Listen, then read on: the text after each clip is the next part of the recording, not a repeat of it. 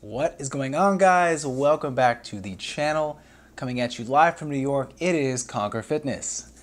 Today's video is inspired by the popularity of my last scoliosis video. So apparently I was able to connect with a couple of other individuals who suffer the same issue I do and also have a passion for fitness. I decided to continue on that path and cover a few more topics in that area.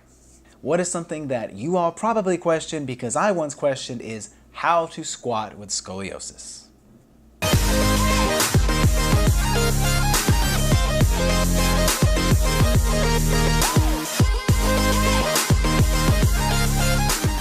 In today's video, I guess the biggest thing I want to cover is what would be your restrictions and why you should still be able to do it. So the format of today's video is I'm going to kind of talk about the correlation between the two and then 5 reasons why you should be squatting and how to, even if you have scoliosis. Disclaimer before we get started is everybody's severity of their curvature or whatever is going to vary. So might be some of you who it might be too severe. So I'm going ahead and putting that out there, that if your condition is too severe to squat anyway, then this is just not for you. And you might need to work with a physical therapist or actually get diagnosed and talk to an actual specialist or professional. So heed that warning before I go forward, that based on severity, you may or may not be able to follow this advice. There are multiple types of scoliosis. Before we get too deep into this, obviously you can have a curve that goes side to side like an S or in one direction. So you can also have a curve that goes farther back and gives you a hunched shoulder, or you can have a curve that brings your belly out too far. To give you an idea that there are different types of curvature for scoliosis.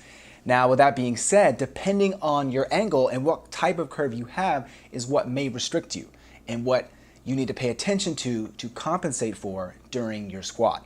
2 major things to keep in mind, depending on what type of curve you have and are dealing with. It can either be putting pressure on your discs, depending on which angle your spine curves, or it can actually be putting stress on certain muscles that are overcompensating for where the spine should be but is not.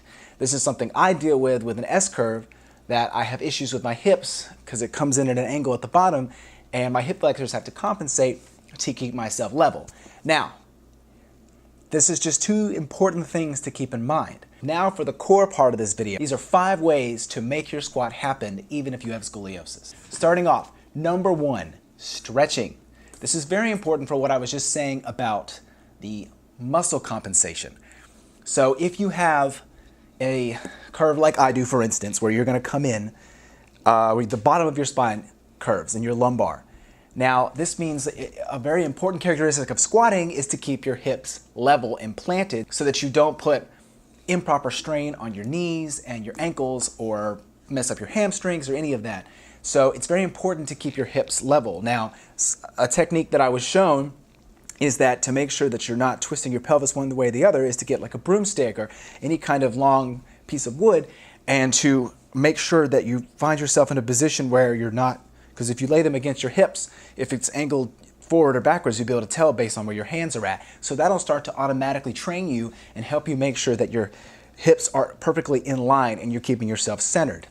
How this relates to me as a personal example is I can get a little bit of a strain in my hip flexor that connects back to the back of my hip down to the front. Now, the way I compensate for that is I am stretching it before. I have a stretching video which I link down in the description below, which I go over that exact stretch, and it's very important that I do that before squatting to loosen it up and make sure that it doesn't cause me pain, because pain is not necessarily always gain. Number 2 is putting emphasis on your core and your back with strength training to make sure that the middle, and so I especially mean your lumbar and lower back, make sure that these inner parts of your body are actually strength and conditioned for a squat. Now, the reason this is important is because the more muscle you have built around what your spine is supporting, the less effort and strain you're putting on your spine, believe it or not. So if you have a strong core abdomen and a lower lumbar, then that automatically takes a lot of pressure off of your spine, no matter what condition it's in. So make sure that you're implementing a good ab exercise, good core, and working and making sure your back is very conditioned and strong as well. So do not avoid those during strength training. Number 3, make sure that you start slow and light. Do not rush yourself into things that make you uncomfortable or are going to put too much strain on your spine. That's kind of a given, but you'd be surprised how many people forget to check their ego before they enter the gym, and they're pushing past the limits of what they really should be doing based on the severity of their condition. So, for example, if you find yourself at a certain threshold, which is where you are comfortable, you can make that work. You don't have to keep progressing with weight. There are other things you can do, such as drop sets or increase your repetitions. I personally like to dedicate squatting days to doing, say, 10 sets of 10 on a lighter weight, which really does a lot of good for leg development. So don't be afraid of just doing variations of less weight than your legs can handle, but don't exceed how much weight your back can handle. And so slowly work your way up. Because if you're also progressing with back strength and core strength as you go, then you probably will be able to increase, but everything has to come together. So just don't rush it. It's very important that you go slow and steady, because that's how you win the race. Number 4, and very important, is make sure that you're focusing on balance. So here is pretty much the biggest question everybody has with scoliosis, and if they're going to be able to squat or not.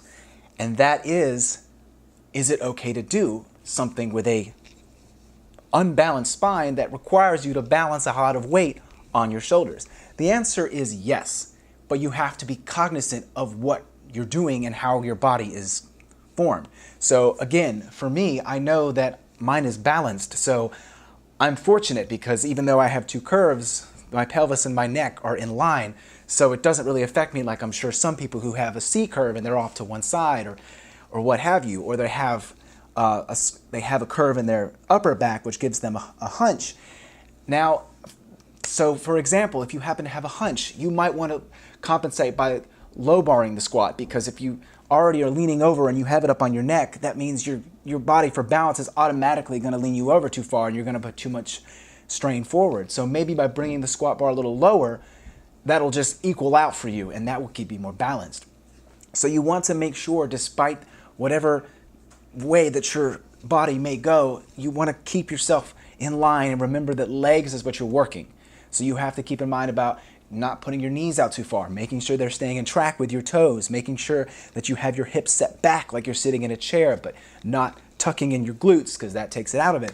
All those things have to be kept in mind alongside of, am I putting my spine in a bad position? So it's kind of a game of how will I match the form of the legs, because that's what I'm working, with the balance of my upper body to make sure I'm not hurting my spine. Just make sure that you're not pushing yourself. It all comes down to pain. Obviously, you don't want to do something that causes you pain, because that means you're either putting too much strain on a muscle or you're putting too much compression on one of your discs or your spine in general.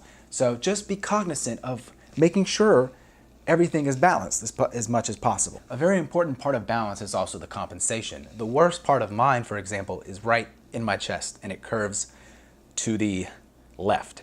So that means naturally my shoulders want to do this a little bit. That could be very dangerous going into a squat if I'm automatically leaning the weight to one side. So every time, as soon as I rack the weight, I do a check and make sure everything is in line. Toes are straight and even based on some kind of marking in the floor. And also, I look at them, make sure that the weights are even, because that's my thing, is my shoulders would rock. So I have to bring it in and bring it set.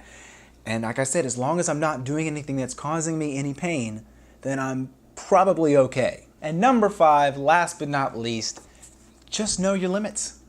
Know how far you can go and do not push past them. Because unfortunately, what you and I have is a condition. And it is an obstacle, but sometimes they are not meant to be gone past. So we have to be careful and be very aware of what we're working with. There are ways to continue to develop a physique and do all the exercises you want to do despite this, but you also have to take it into account and make sure that you're not going past what your body can handle. And that's something I had to learn the hard way, as I have injured my back severely multiple times back when I wasn't cognizant of it and I just worked out with my ego. So I just want everyone to be aware that there is a limit to what you're going to be able to handle, especially when it comes to squats, because you have a spine that is not center of your body most of the time. For most of you, it is not in alignment with what you're trying to do, which is put weight on your shoulders and be going down in a complete vertical range of motion. So if you don't have something that is completely straight to anchor that, you're working with something faulty to begin with. But if you just follow these 5 rules, you will be able to squat safer and you'll be able to enjoy the progress of developing your legs. In conclusion, guys, squat, yes, but follow the steps. Be safe, be secure, and know the severity of your spine to know your limits. You have to coordinate the two.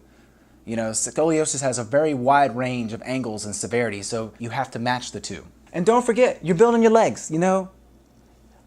The unfortunate part is you have to put the weight above your spine, but the main thing is you're putting most of the strain in your legs. So if you're doing everything right and you've got really good form and you're compensating for what you have, just don't forget, you're working your lower half, and that's very important. And just remember, you're just trying to protect your back in the process. Thank you guys so much for watching the video. Much love for you all who've subscribed, and for all of you who suffer from scoliosis but are trying to conquer it through fitness.